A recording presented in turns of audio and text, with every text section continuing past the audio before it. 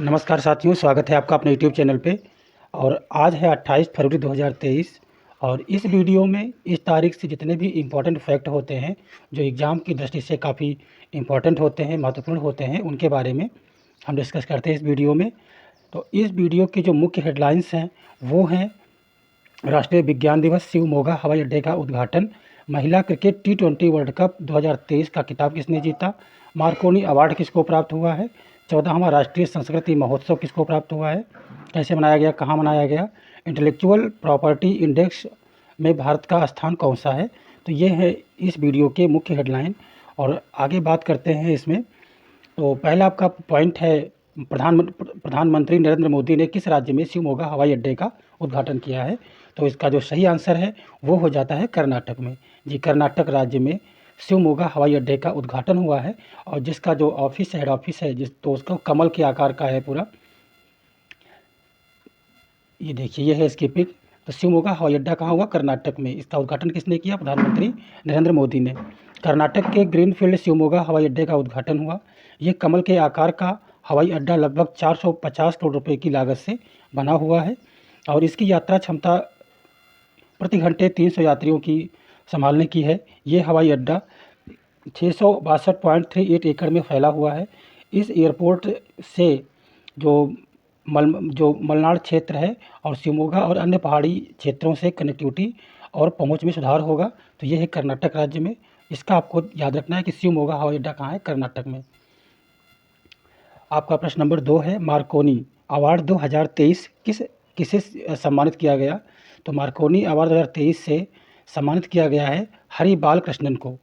अब हरि बालकृष्णन जो हैं उनको 2023 का मार्कोनी पुरस्कार मिला है और यह एक कंप्यूटर वैज्ञानिक हैं और ये जो डॉक्टर बालकृष्णन है Massachusetts institute of technology MIT के इलेक्ट्रिक इंजीनियर और कंप्यूटर साइंस विभाग में एक प्रोफेसर हैं अभी।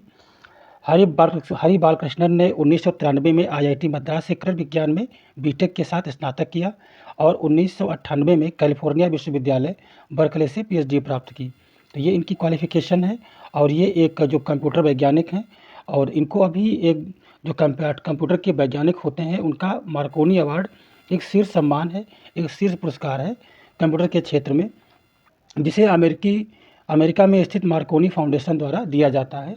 तो ये एक कंप्यूटर इंजीनियर हैं, कंप्यूटर के वैज्ञानिक हैं और कंप्यूटर के क्षेत्र में जो मार्कोनी पुरस्कार है वो सर्वश्रेष्ठ पुरस्कार होता है और वो मिला है हरि बालकृष्णन को जो भारतीय हैं। प्रश्न नंबर 3 है, महिला T20 वर्ल्ड कप 2023 का आयोजन दक्षिण अफ्रीका में किया गया था।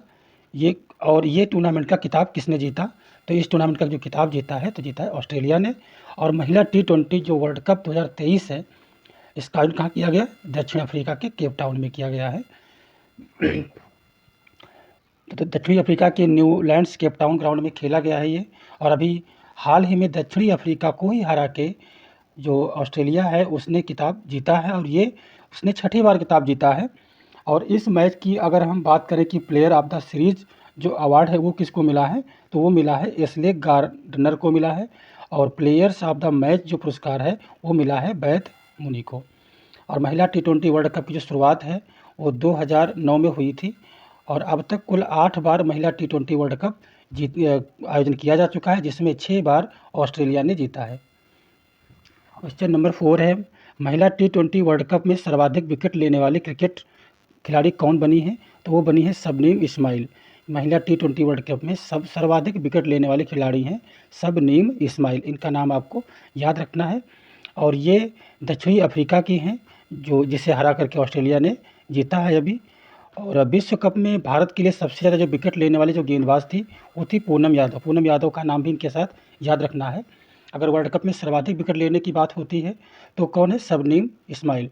और भारत के लिए अगर जो खेला है वो कौन सा खिलाड़ी है जिसने बहुत ज़्यादा विकेट लिए हैं? तो वो है पूनम यादव। नंबर 5 है, भारत की राष्ट्रपति द्रौपदी मुर्मू ने 14वें राष्ट्रीय संस्कृति महोत्सव का उद्घाटन किस राज्य में किया है?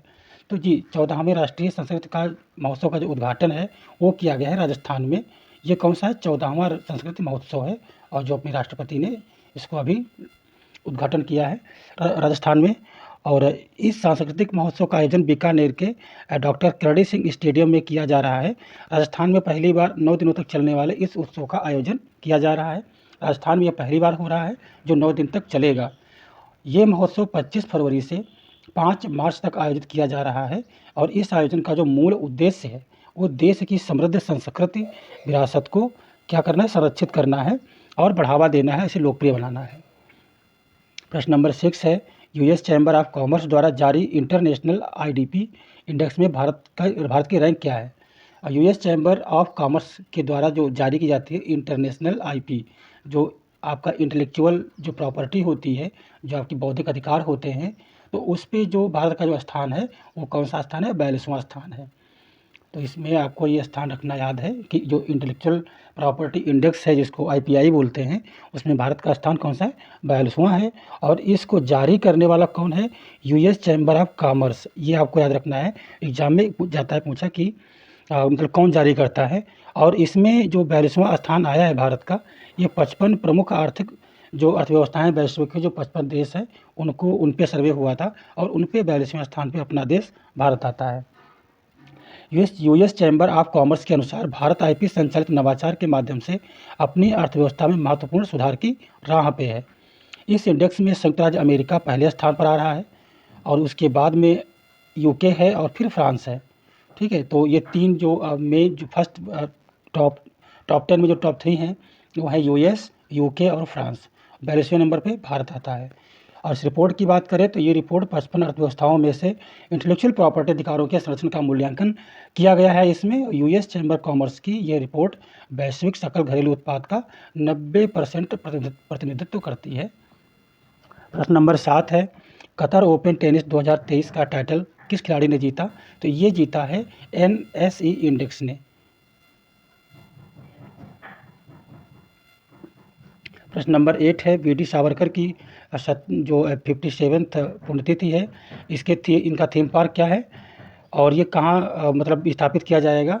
तो ये महाराष्ट्र सरकार ने अभी अनाउंस किया है, जो वीडी सावरकर हैं उनकी 57वीं पुण्यतिथि अभी मनाई गई और उसके लिए जो थीम पार्क और संग्रहालय है वो नासिक में बनाया जाएगा, ऐसा महाराष्ट्र सरकार ने कहा। क्योंकि वीडी सावरकर का जो जन्म हुआ था वो कहाँ हुआ था? नासिक में हुआ था। तो वहीं पे अभी थीम पार्क और संग्रहालय का ऐलान किया गया है बनाने का। अगर इनकी बात करें तो ये एक सेनानी थे और इनका जो जन्म था वो 28 मई 1883 को महाराष्ट्र के नासिक में हुआ था और उन्होंने 1887 की क्रांति को जो 1857 का जो क्रांति हुई थी तो उसको इन्होंने क्या कहा था कि ये प्रथम युद्ध कहा था फ्रीडम का।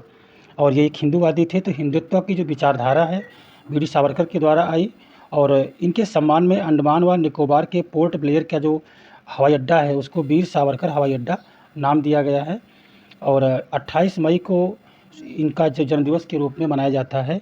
और इन्होंने अगर की बात करें कि इन्होंने किस किस संस्थाओं का गठन किया है तो वो है पुणे में अभिनव भारत सोसाइटी का गठन किया था इन्होंने और लंदन में इन्होंने फ्री इंडिया सोसाइटी की स्थापना करी थी।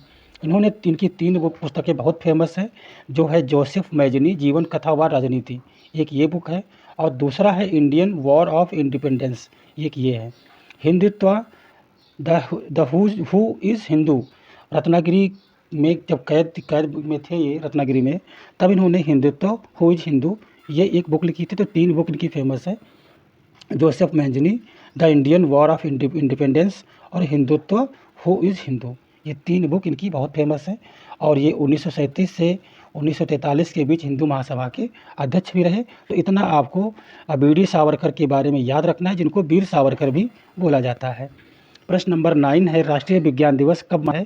तो राष्ट्रीय विज्ञान दिवस आज 28 फरवरी को मनाया जाता है, क्योंकि आज के दिन जो हमारे वैज्ञानिक थे सर चंद्रशेखर वेंकट रमन, इन्होंने जो फिजिक्स थी, भौतिक विज्ञान थी, उसमें 28 फरवरी 1928 को रमन प्रभाव की खोज की थी और 1930 में उन्हें इस खोज के लिए नोबेल पुरस्कार प्राप्त हुआ था। इस खोज के कारण ही भारत में हर साल 28 फरवरी को राष्ट्रीय विज्ञान दिवस मनाया जाता है।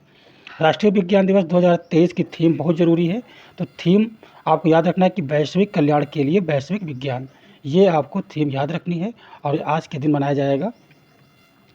प्रश्न नंबर 10 है, डेजर्ट फ्लैग युद्धाभ्यास कितने देशों की वायुसेना के मध्य आयोजित किया जा रहा है? तो ये आयोजित किया जा रहा है 10 देशों में।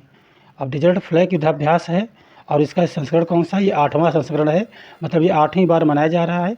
और मनाया कहाँ जा रहा है? ये संयुक्त अरब अमीरात में मनाया जाएगा 27 फरवरी से 17 मार्च तक।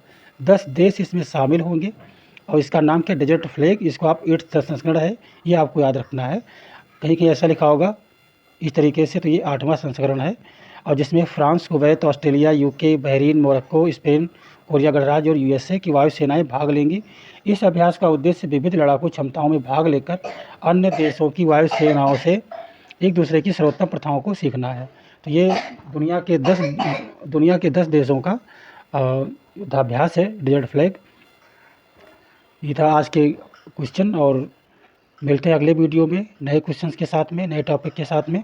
तब तक के लिए वंदे मातरम, जय हिंद।